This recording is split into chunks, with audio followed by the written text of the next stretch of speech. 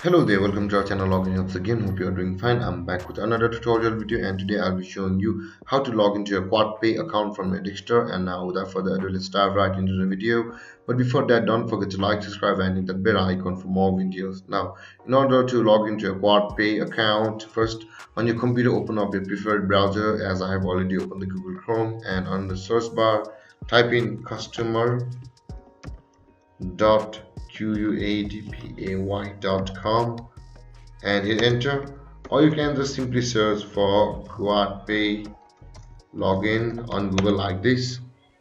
On both cases, you will be landing on the same site. The first page will be the same QuadPay portal. Just close one of these. You can see both are the same home page. And now to log in to your QuadPay account, either enter your phone number over here, or you can log in using your email address. Enter your email address over here, verify that you're not a robot, and hit the send code. And after that, a code will be sent to your email. Retrieve that code and you will be required to enter that code on over here.